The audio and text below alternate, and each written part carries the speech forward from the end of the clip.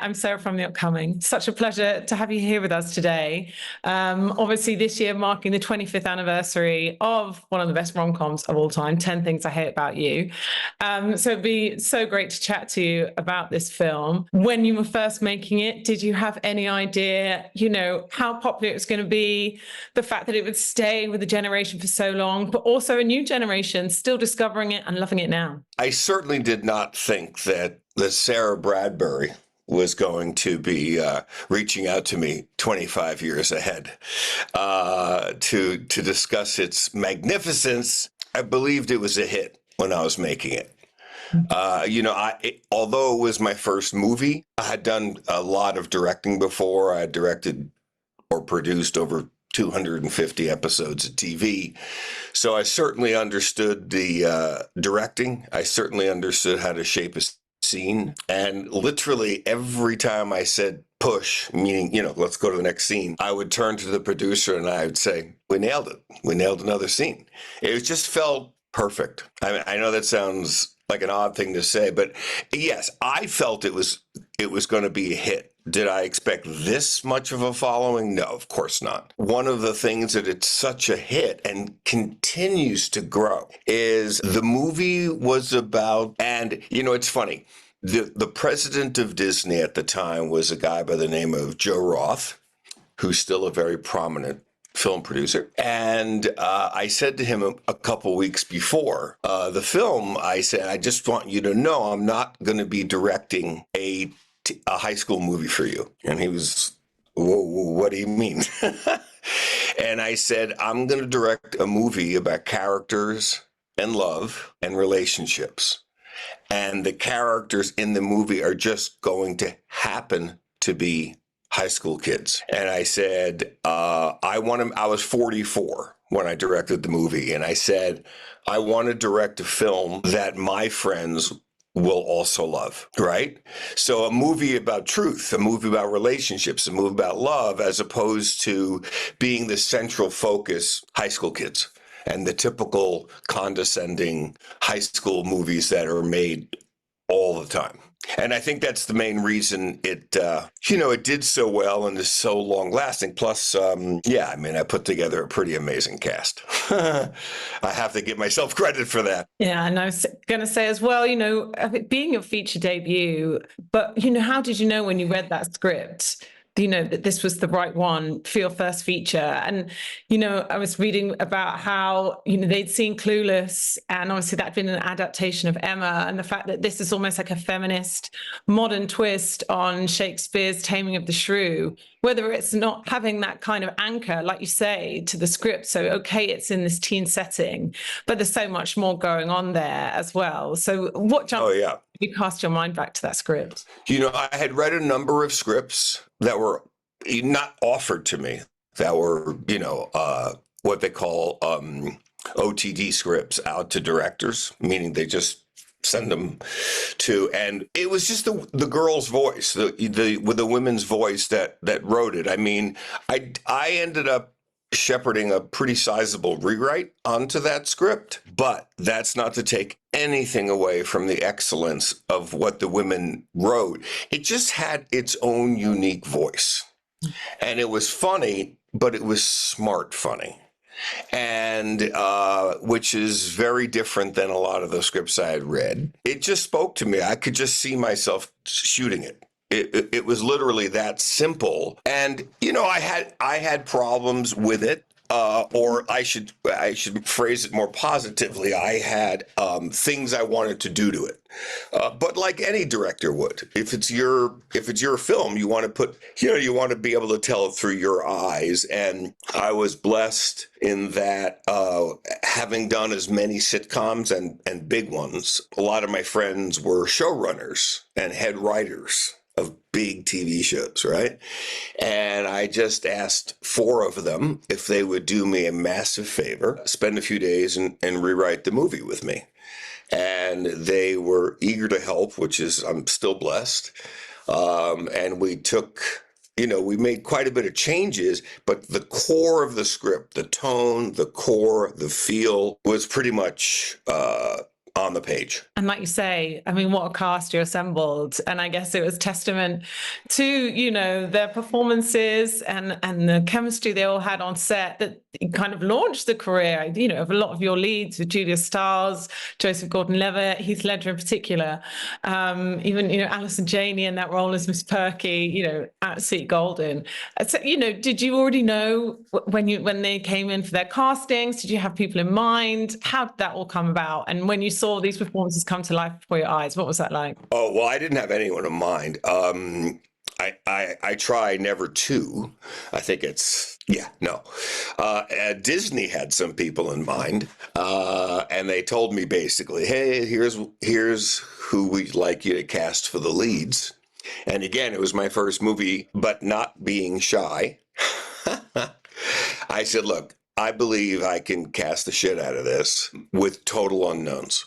I said, let me try to find incredibly talented people that nobody knows, you know, at least trust me in that regard. And they said, look, these are the two leads we're looking at that we'd like you to cast, but this is your movie. Go ahead, give it a shot, and then we'll screen test them and we'll see. So obviously I ended up with, well, Joseph Gordon-Levitt was already on a TV show. So I knew of his abilities. I actually didn't realize he was that good, but he, you know, of course I did as soon as I started working with him, but from the sitcom, you don't really know, you know. And then I stood my ground for quite a long time. I had read 253 guys before reading Heath, 253 guys. Now, if I've read 253, that means casting has read around 2,500, right? Because they would send me the head of casting, Marcia Ross. She was the head of casting at Disney. I mean, I think she got pretty quickly that I'm an actor's director, and I'm totally going for talent above looks and stuff like that and fame. I wanted to find really gifted young actors that could handle the range of emotions from love to anger to fear. You know, I mean, you know, to play those roles is not simple. They're not like cookie cutter roles, you know? So I had seen 253 guys, and I was actually close to shooting, and we did not have the guy. And people at Disney were getting a little anxious, but I wasn't, because I just wanted to find the right guy. You know, and I knew that I would know when I felt it, because that's just what I just trust my instincts. It's all I got as a director. It's all you really have, right? And it was kind of funny. We were in one of the casting sessions at Disney. We had read, I don't know, 8, 10 guys. And then Marcia Ross said, do you want to take a break? I said, no, let's just keep going. She said, okay, so look, this next guy, I do not know him. It's a favor for an agent that I trust his word. So if he sucks, don't blame me. So I said, cool. So, you know, it's part of the business. It's part of every business. So in walked Heath Ledger. And I can tell you now, as you might be getting, since I've already read 253 guys and hadn't found one yet, I wouldn't say I'm picky. I'm just very selective. I know it when I know it. Anyway, so the door opens and Heath walks in. He took 4 steps into the room, literally 4 steps into the room. I hadn't said hi yet. He hadn't said hi yet. He's walking towards me. And I thought to myself, but this was the actual thought that I had when he entered the room. If this fucker can speak English, I'm going to cast him. I swear to God. I literally thought, if this fucker can speak English, I'm going to cast him. And it was just all based on a feeling. That he just had a feeling and a confidence and a uniqueness, and he wasn't putting on any like, hey, I'm a great looking actor guy, like a lot of young actors do. And then it was funny. So there were 10 pages of sides to read. He came in, we sat down, we read the first of 10 pages, and I said, okay, Heath, you can put the script down. And he went white from fear. And I said, no. I said, trust me, I know what I'm doing. And I said, this is a very good thing. This is a good thing. And I said, I don't need to figure out whether or not you can act. I got it. I said, what I'd like to do is do an improv with you, just a quick improv.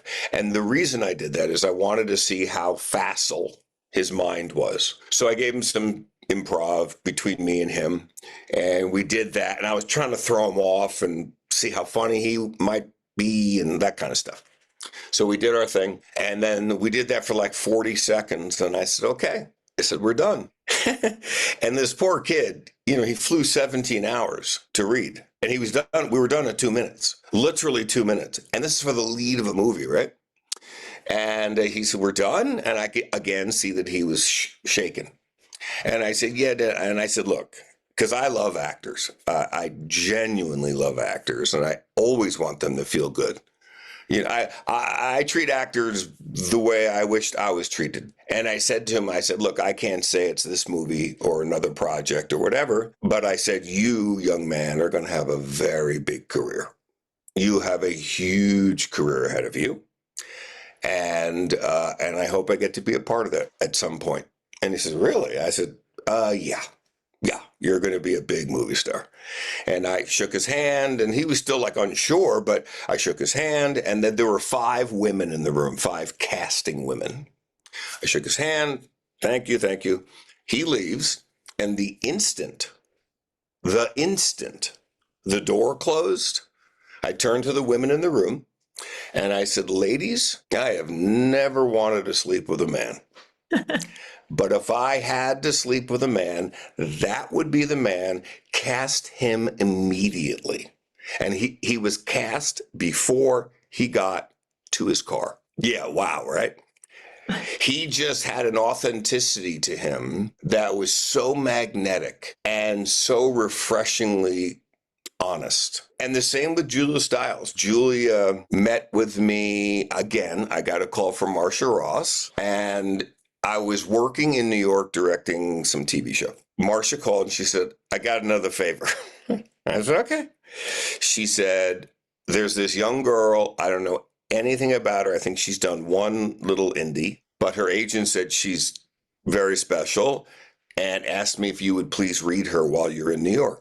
So I said, I'll be back to the hotel by 7:38. Why don't you have her swing by the Four Seasons, and here's my hotel room, and just have her swing by and we'll read. Now that in itself shows that it was 25 years ago, because I would never invite an actress to my hotel room today. And the funny thing is, before she came to the room, I had read, I don't know, maybe 100, 150 girls.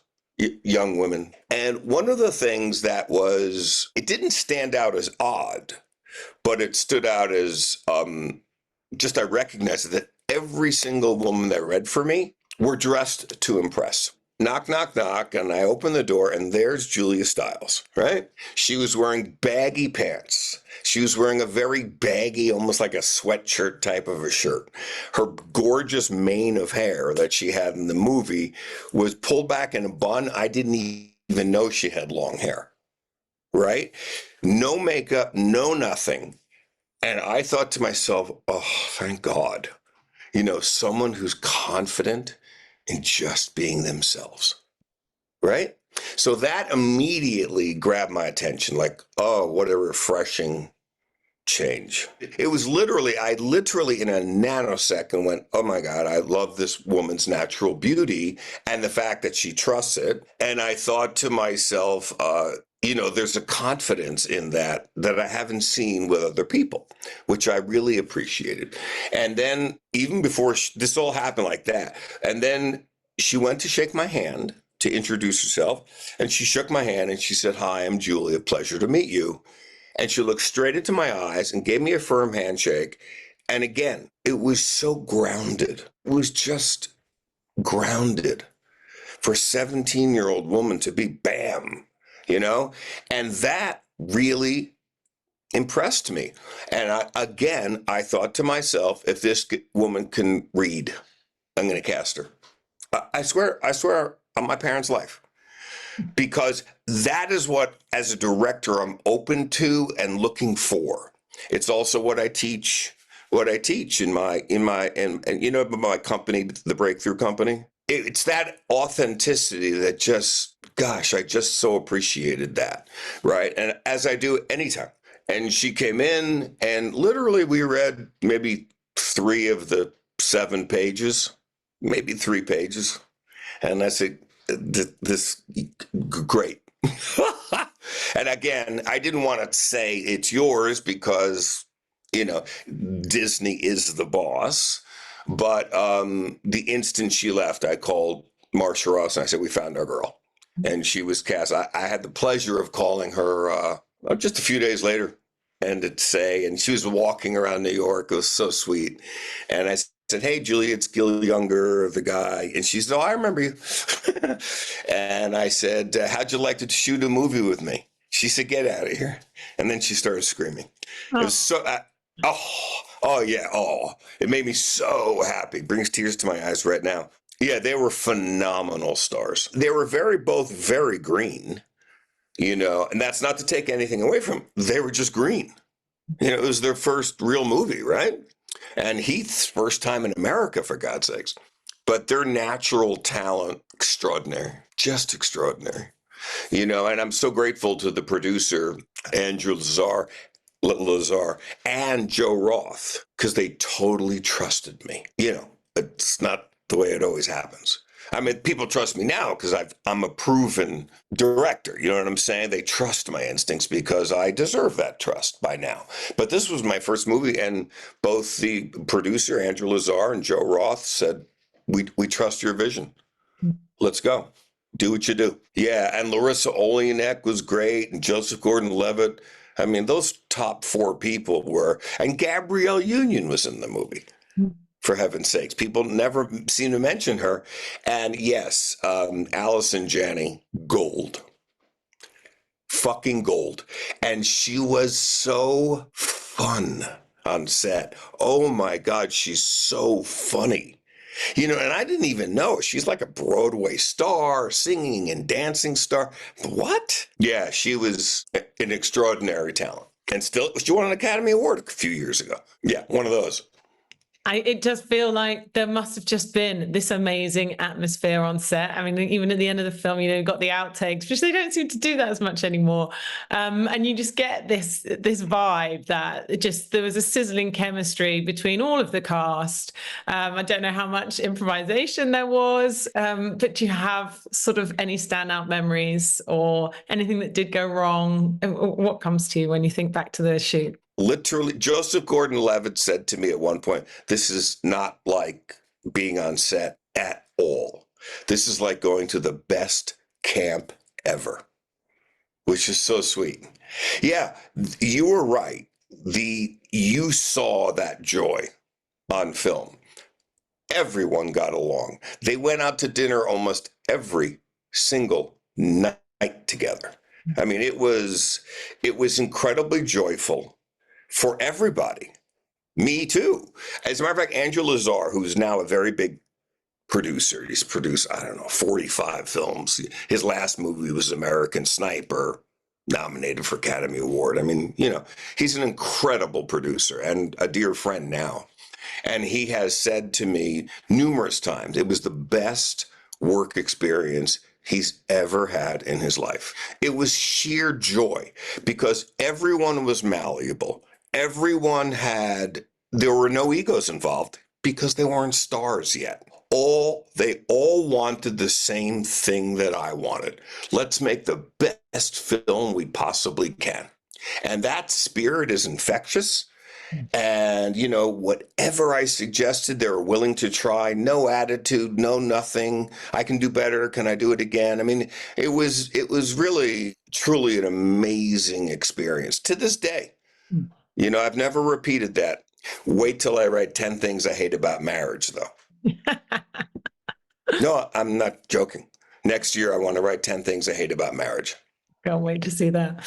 To Heath, I mean, I guess the fact that we did lose him when he was so young, I don't know if that also, you know, this film, this performance has a real special place in people's hearts because, of course, he went on to do so many other things. But, you know, this was so special. Like, it's such a cute performance. The chemistry he shared with Julia, that moment where he's singing the Frankie Valli, I just can't take my eyes off you, with the brass band. It feels like it was something very unique, and it did feel like it came from a very natural place. Like, we were sort of getting a lot of Heath in that role as Patrick. Oh my God, yes. Also, what makes there's some magic in there, particularly from his performance. You well said. And again, what I always try to get, and now that I've launched the Breakthrough Company, which is, the part of this company is my mission. And it's not just for actors, but my mission in life has now become, I want to touch and reach as many creatives as I can before I'm done on this planet, to help them disregard self-limiting beliefs and help them to forge a direct connection with their creative center and without filters. I want to inspire actors to take the leap of faith that it's not a mistake. They are extraordinarily talented, sensitive people. And I want them, that package, if you will, an intelligent, creative brain, comes with a lot of self-limiting thoughts that are debilitating for some and paralyzing for others. It's the truth of the creative brain. I mean, I've done a lot of research, and I know what I'm talking about.